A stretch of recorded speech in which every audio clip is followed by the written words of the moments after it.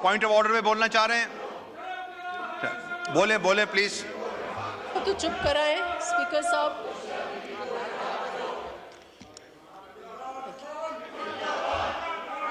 बोलूं?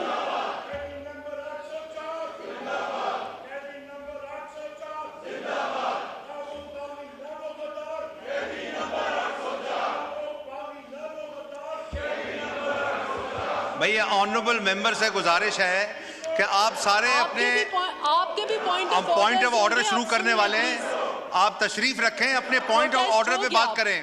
प्रोटेस्ट हो गया, रजिस्टर भी हो गया। Thank you.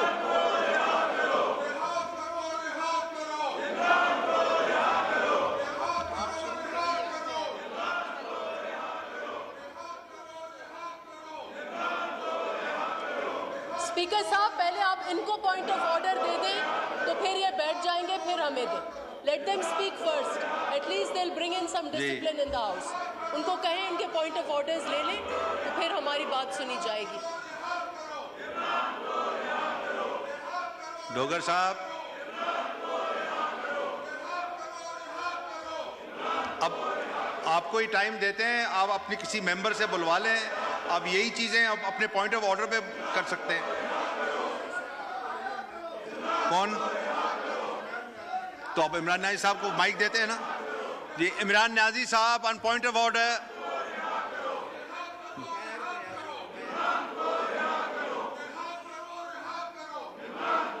अगर ये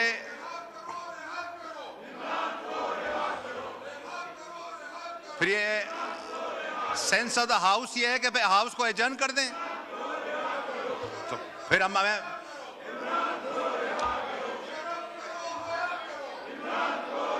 मुझे दे दें मुश्ताक साहब।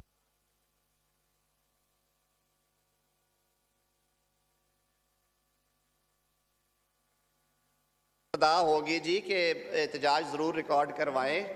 आपकी माशाल्लाह नशिस्तें मौजूद हैं, नशिस्तों पे भी बैठ के बात करें। यही बात जो है वो डाइस के अलावा भी हो सकती है। और मैंने शुरू में अर्ज़ किया था, अगर ये ख्याल हो हमारा कि ये फोरम जो है ये अदालतों से ज़मानत हासिल करने का या रिहाई हासिल करने का फोरम है, तो हम सारे मिस्टेकन हैं इसमें।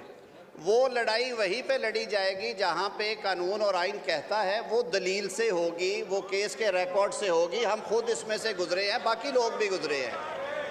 उसके लिए मैं फिर एक दफ़ा ये इस्तदा करूँगा कि हमें मैंडेट इस बात का नहीं मिला है कि फ्लोर ऑफ द हाउस को हम लेजिस्लेशन और अवामी अहमियत के मामलात आवाज़ उठाएं। फिर उन लाखों लोगों के लिए भी जिनके केसेस डिलेड हैं, जुडिशल सिस्टम के रिफ़ॉर्म करने के लिए भी, अदालती निज़ाम में मुकम्मल इस्लाहात लाने की, कवानीन में तरामीम करने की, जो कि हम बहुत सारे सालों से सोच रहे हैं, कर नहीं रहे। और मैंने आपको इसीलिए दावत दी है, आएँ बैठे हमारे साथ और जो कानूनी इस्लाहात, अदालती इस्लाहात हैं उन पर काम करें। आप फ्लोर ऑफ द हाउस पे बोलें, अपना मुकदमा सामने रखें, लेकिन मेरी ये गुजारिश और इस्तदा होगी कि रिहाई और ज़मानत के मामलात अदालत से मुतल्लिका हैं। कुछ लोग सज़ा याफ्ता हैं, कुछ लोग अंडर ट्रायल हैं। वो अदालत जो फैसला करेगी उसकी अपील मौजूद है, आप उसको करें। पॉइंट आ गया। और ये बात अगर ज़्यादा बढ़ेगी तो इसी ऐवान से लोगों को उठाया गया था। यहाँ पे तो वो टाइम भी आया कि 15-15 किलो हेरोइन भी डाली गई लोगों पे। उन्होंने भी अदालतों से ही जाके अपनी रिहाई मुमकिन बनाई है। Thank you. थोड़ा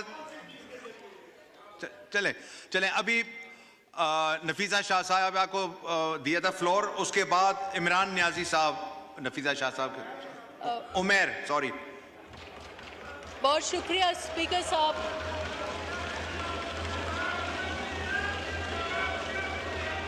इस वक्त जी नफीसा, जिस मौजू पर मैं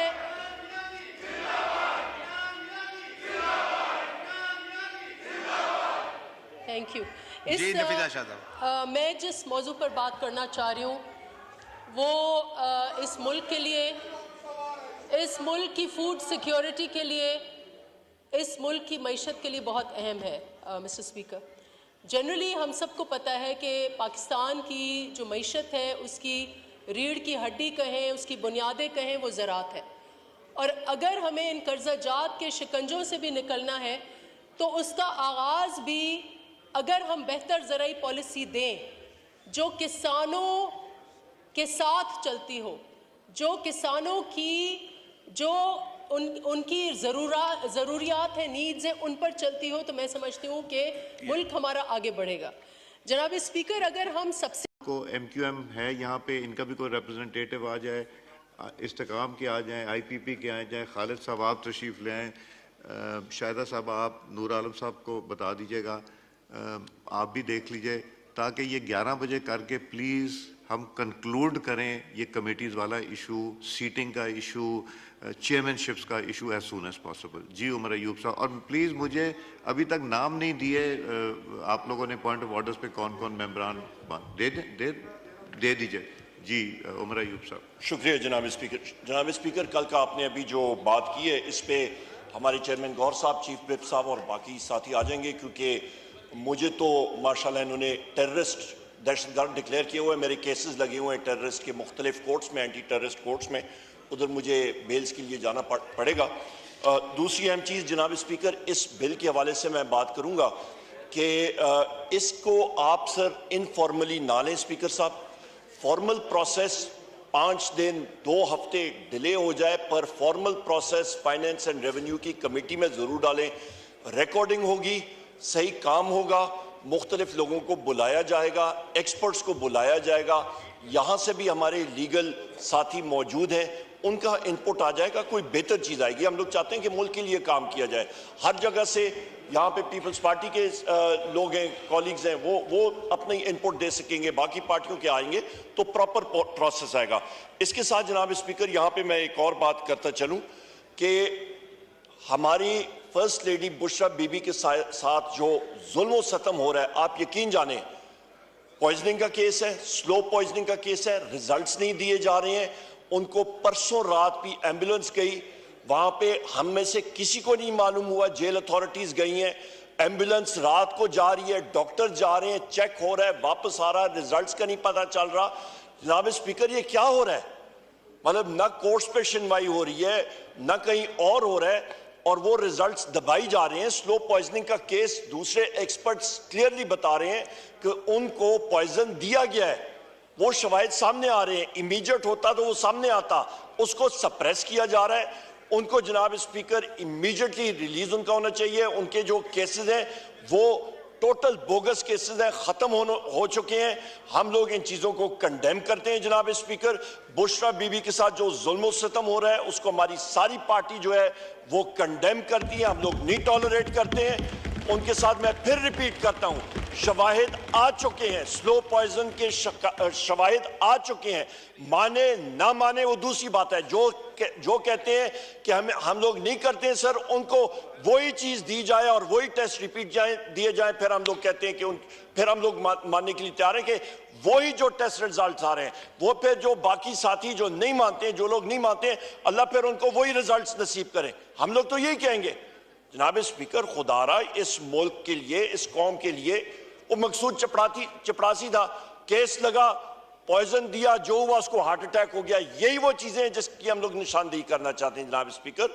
खुदारा इन चीजों पे आप नजरसानी करें और यहां पे हमने इन चीजों पे जोर देना है। मैं फिर आखिर में कहूंगा और इस हाउस के जरिए जितने हमारे ऑपोजिशन मेंबर्स हैं कि बुशरा बीबी का केस अडयाला जेल की अथॉरिटीज को इंस्ट्रक्ट करना चाहिए, उनको हमें एक्सेस चाहिए, शौकत खानम के डॉक्टर्स के जरिए एक्सेस होना चाहिए, प्राइवेट हॉस्पिटल जिस पे हम पे एतबार है उनके जरिए मतलब हमें एक्सेस होनी चाहिए।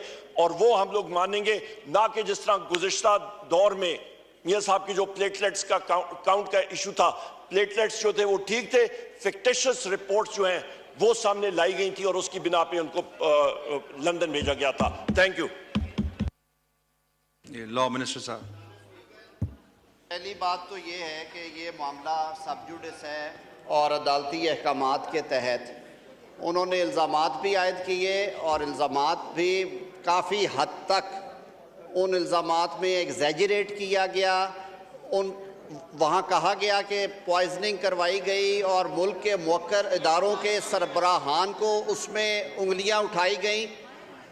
सबसे जो इस्लामाबाद का सेटल्ड एक इंस्टीट्यूशन है शिफा, वहाँ से रिपोर्ट्स आई हैं। अब जब रिपोर्ट्स दुरुस्त आ गई हैं तो मेरे ख्याल में इस एहतजाज की गुंजाइश नहीं है।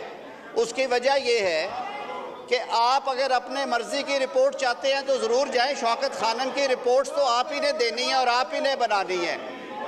गवर्नमेंट हॉस्पिटल पे इन्होंने एतराज़ किया, अल-शिफा में भेजा गया, Order in the दूध का House. दूध, पानी का पानी। अब उसके बाद क्या रह जाता है Order in पीछे? the House. जो लीगल कोर्स है वो अदालत से जाके ले ये